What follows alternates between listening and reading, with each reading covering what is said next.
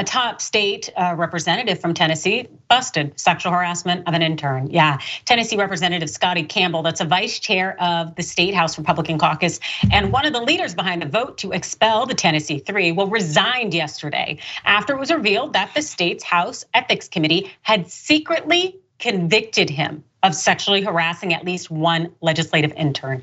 Check out this tweet from Huffington Post editor Philip Lewis. He said a GOP leader who voted to expel 3 Dems who held a gun violence protest on the House floor was recently found guilty of sexually harassing interns. Yeah, that's right. Representative Scotty Campbell saw no consequences as a result of his actions. Thank God he stepped down. And really, let's talk about the projection here, because as far as the alleged offenses, well, in an email given to Nashville's News Channel 5 by a family member, the victim provided a detailed account to officials at her university about her experiences with Campbell. Now, Campbell allegedly offered to give her cannabis gummies and to see her tattoos and piercing. The email also suggests that far more went on, despite her not wishing that to the case. This here, I told him absolutely not, and he begged me for several hugs. I was getting progressively more afraid and uncomfortable. He then reached out his hand towards me and grabbed me around my neck. This sounds like assault as far as I'm concerned. Now, a State House Workplace Discrimination and Harassment Subcommittee also went on to find this. Campbell made comments to a legislative intern about her and another 19-year-old intern about imagining they were performing sexual acts on one another. The legislature has also spent potentially thousands of dollars in taxpayer money to move one of the interns out of her apartment building where Campbell also lived and to place her in a downtown hotel for the remainder of her internship. Now, at the time that they alerted the speaker, well, who happened to remain silent about the whole thing and really said nothing, was looking to overlook Campbell's violations. Seriously, the subcommittee alerted Speaker Cameron Sexton on March 29th that it had determined Campbell violated House policy by harassing a legislative intern, telling the Republican leader that discrimination in any form will not be tolerated. Instead of removing Campbell from his committee assignment, censuring him, or taking other action to hold him accountable, well, Sexton did not respond to the panel's findings, which is interesting.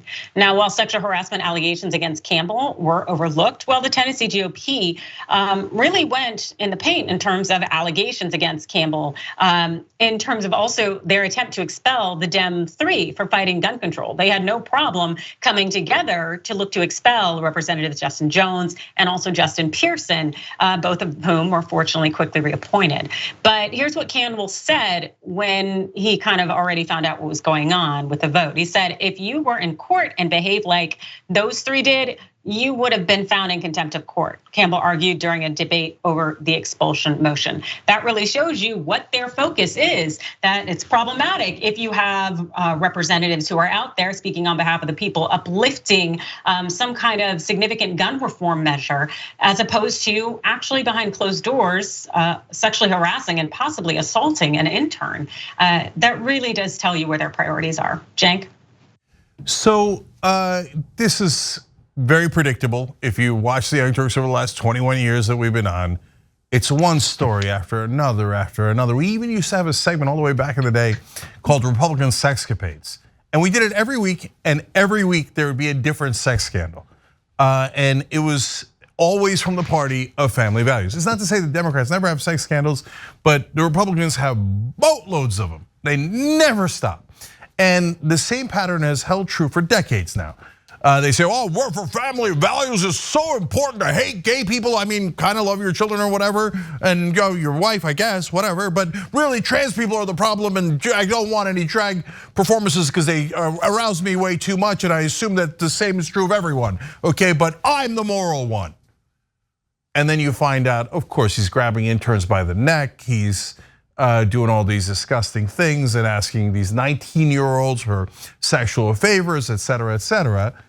That's part 2, happens every time. Then part 3, the Republican leadership goes, it's no big deal, no big deal. I mean, family values. Did we say family values? I mean, we just mean like, hate those people. We don't, the people we hate's the biggest and only value we have. Actual perverts that are targeting 19-year-old girls that are working in their office, that's totally fine. That's guys in power getting what, getting people to serve them. What do you mean? That's the whole country's built on that. And they cover that up. And meanwhile, they're like, oh, 2 black guys spoke up. Well, we don't like them speaking up. Oh, they're speaking out against our gun manufacturers that are giving us good bribes, campaign donations? Well, I get those young black guys out of here. They're trying to represent actual American voters. Hell no. The pervert? Yeah, he's great. Keep him. Oh, God damn it, it was proven completely. Oh, he resigned. Oh, whew, good. Then we don't have to expel him. It's been the same story for 21 straight years. White male privilege. White male privilege. A middle-aged white man who thinks he's better than people, so he can kick the black people out of Congress because they're not as good as him.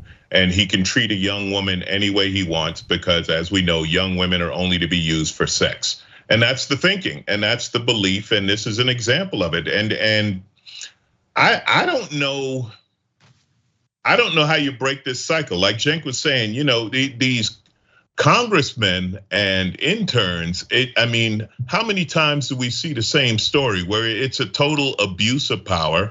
And these women, I'm imagining, are trying to learn about government. Maybe they want to be representatives or work in government one day. I'm not sure what the internship leads to, but they don't have a chance. They don't have a chance because in every legislative body, there is the powerful pervert. And they know about the pervert, and he's been at it for so long. And like Cenk says, they look the other way and they point the finger at somebody else. Don't look at me, hate that person over there. But with this guy, it's an absolute example of he thinks he's above people because they're black or because they're a woman. And he just like, I can treat him any way I want. And now he got caught, and now he'll talk about, being a victim of the woke generation or whatever else. He'll be some kind of victim, like he's the victim here because he's not allowed to behave the way his forefathers did in 1950. That's their dream. I think 1950 was their dream decade where they could just do whatever they wanted to whoever they wanted. They haven't been happy since. Yeah, and I don't even think that Campbell guy was born in 1950, but I will definitely say that it's rather disgusting that they had to move an intern out of the building because of his behavior. They didn't try to move him. No, they moved this person, physically got all of their belongings and moved them out of the apartment building. And it just really shows you that individuals with power who abuse their power, whether by way of gender dynamics or also class, whatever basis that they're on, are absolutely and utterly disgusting. And they will do so much, yet it's a system that continues to enable them. It takes a village to continue to allow a harassment to exist. So you can't tell me that this was the first intern there in Tennessee that had been on the receiving end of Campbell's nonsense. No, it was just because this young lady went to her university and told members of her university who had more power and could speak up on her behalf. Wait, did you just say harassal? Yeah. I've never heard that word. That's such a fun amalgamation. That's how I describe them in my book. Okay, I love it. I love it. Everybody check out Adrian's book. Okay, we'll put a link in the description box below. All right, one last thing. I just want to say, Alonzo, thank you for adding to my theory. I explained the 3 stages, but Alonzo's right. There's the 4th stage where they go, poor me. All I was trying to do was have sex with the 2 19-year-old girls who work for me. I'm the victim. Happens every time. And he's also right that for some right-wing males, remember guys, when we talking these generalizations, there's tons of white people that are awesome and they're deeply progressive, there's tons of males, et cetera, et cetera. There's some folks on the right wing that are fine, some. Anyway, but for the guys in power, the right-wing white males who were in power, for them, not being able to dominate or oppress others is oppression for them. They're like, and think about why. Because they think, we used to be able to do that all the time, and now you're taking that right away from us. And they feel like they're getting robbed. They're like, oh, back in the day, if a 19-year-old girl showed up, of course I'd try to get her to do a lesbian show while I was pretending to be in favor of family values. And I would be able to sometimes do worse and totally get away with it. Now you're telling me I can't get away with it. And that's why they feel like victims, because we've taken their right to oppress others away, and they genuinely feel aggrieved about that. Cenk, really quick, I have to disagree with you, all right? If all us black guys are thugs, then all these white guys are no good. So, and by the way, that's a good illustration of when stereotypes are on the other foot. It doesn't feel so good, right? So maybe we shouldn't do it at all. Exactly. Thanks for watching the Young Turks. Really appreciate it. Another way to show support is through YouTube memberships. You'll get to interact with us more. There's live chat emojis, badges. You've got emojis of me, Anna, John, JR. So those are super fun. But you also get playback of our exclusive member-only shows and specials right after they air. So all of that, all you gotta do is click that join button right underneath the video. Thank you.